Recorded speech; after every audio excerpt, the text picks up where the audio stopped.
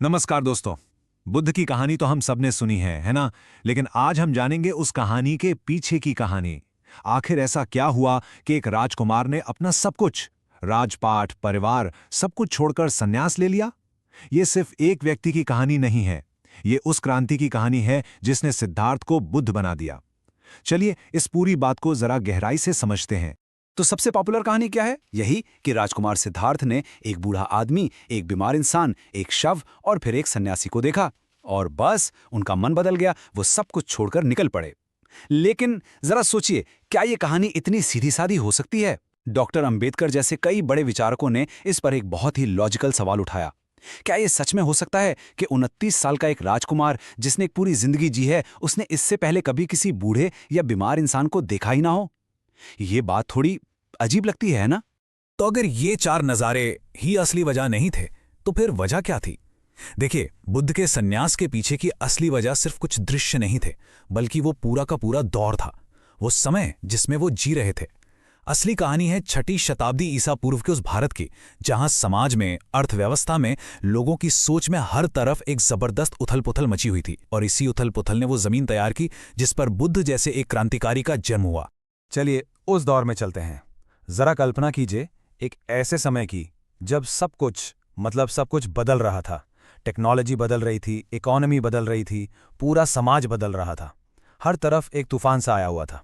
और जानते हैं, इसी तूफान ने उन मुश्किल सवालों को जन्म दिया जिनके जवाब ढूंढने के लिए सिद्धार्थ निकले थे।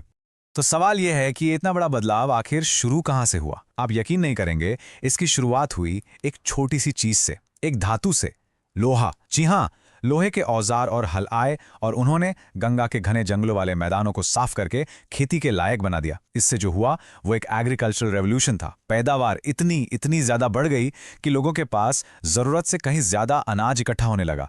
और जब आपके पास सरप्लस होता तो क्या होता है? इसी सरप्लस ने बड़े बड़े शहरों को, बड़े बाजारों को जन्म दिया। भारत में पहली बार एक प्रॉपर ट्रेड और कॉमर्स का सिस्टम खड़ा हो रहा था।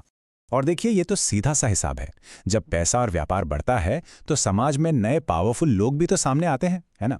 इस दौर में दो ग्रुप्स बहुत ज्यादा ताकतवर होकर उभरे।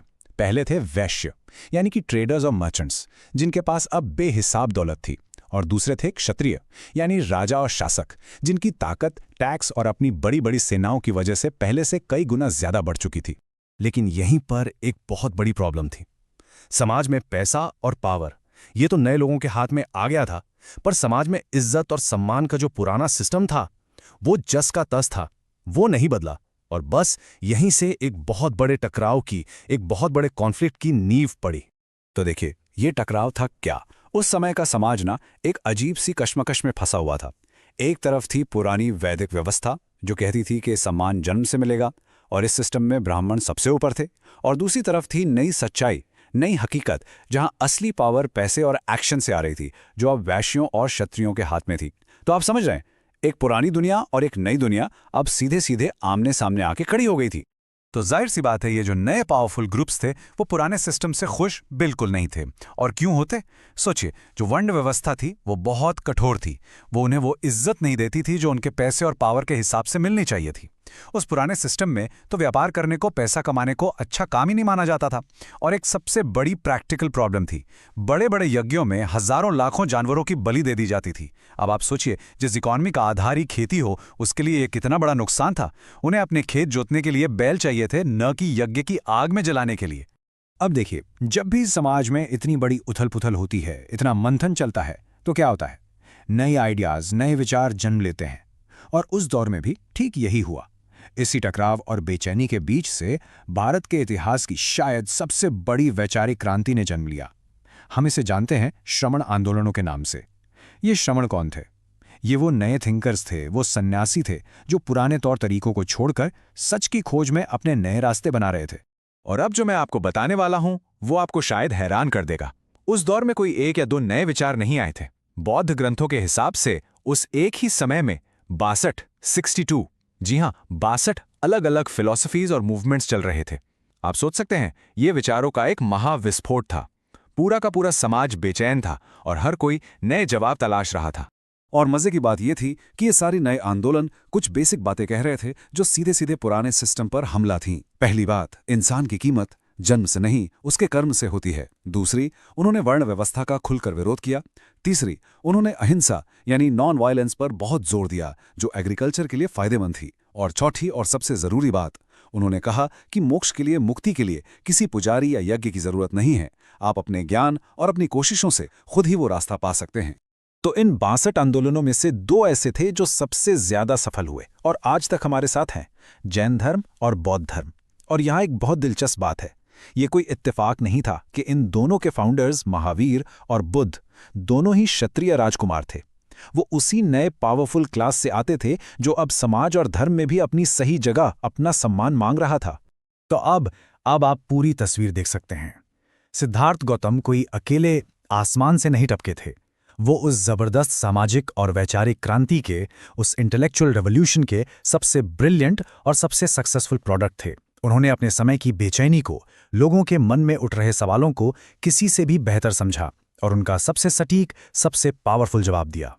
बुद्ध के जो आखिरी शब्द थे वो इस पूरी नई सोच का सार हैं। उन्होंने कहा, अप दीपो भव। इसका मतलब है अपना दीपक खुद बनो, अपनी रोशनी खुद बनो। किसी और पर, किसी किताब पर, किसी गुरु पर, किसी भगवान पर निर्भर मत रहो।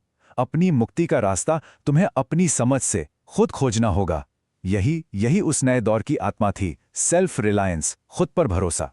तो ठीक है, ये सब इतिहास की बातें हो गई, पर सवाल ये उठता है कि ये सब जानना हमारे लिए आज जरूरी क्यों है? हम बुद्ध को बस एक महान इंसान की तरह याद क्यों नहीं कर सकते? इस पूरे कॉन्टेक्स्ट की क्या जरूरत है? जरूरत इसलिए है क्योंकि इस बैकग्राउंड को समझे बिना हम बुद्ध की क्रांति के असली मतलब को पकड़ ही नहीं सकते। बुद्ध का दर्शन सिर्फ एक व्यक्ति का पर्सनल स्पिरिचुअल एक्सपीरियंस नहीं था।